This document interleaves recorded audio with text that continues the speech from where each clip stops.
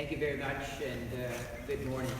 I too would like to bring or appreciate your honor to recognize your attendance here, to provincial and federal representatives, to our partners in this accord, and to all of you in the public who are here today.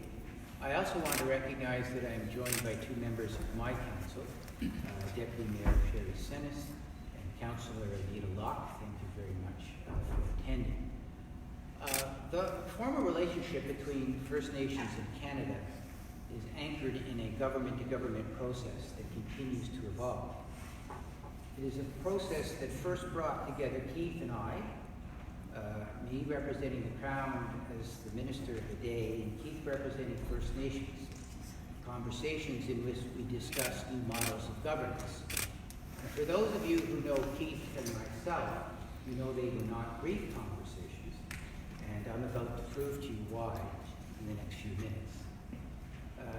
Today is not about such a formal process, however, but rather about the relationship between communities and the foundations on which they are based. The accord we signed today incorporates principles and approaches that have been reflected in our local relationships for many years. The reality is that we stand on the shoulders of those leaders, Indigenous and non-Indigenous, who came before us and who understood that together, through mutual respect and understanding, we accomplish more than we do separately. My township has been the beneficiary of such an approach. As geographic neighbors, Selwyn and Curve Lake share boundaries which have given rise to a long-standing history and relationship. Although separate in our governance, culture, and history, our community members attend school together, play on sports teams, and live, shop, and visit and work in each other's communities. There are many tangible reflections of our relationship. Our councils have held joint meetings for several years. Selwyn provides fire services to Curve Lake, and many Curve Lake residents volunteer as firefighters on that service.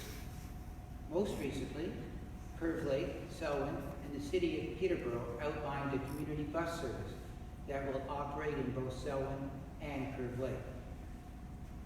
Relationships, any relationships, are never an easy thing. From time to time, we may disagree, may be frustrated, may be challenged by circumstances we do not fully understand. Our relationship works not because we don't have issues, but because we are determined to address and resolve them. The accord we signed today is an ongoing commitment to manage our association in a manner that acknowledges our past and respects each other's values, customs, and beliefs. This accord is intended to focus on the future. As such, it is fitting that representatives of our youth are witness to what we do here today. It is on their shoulders that the full realization of the vision and aspiration of this accord rests, and I have every confidence in them.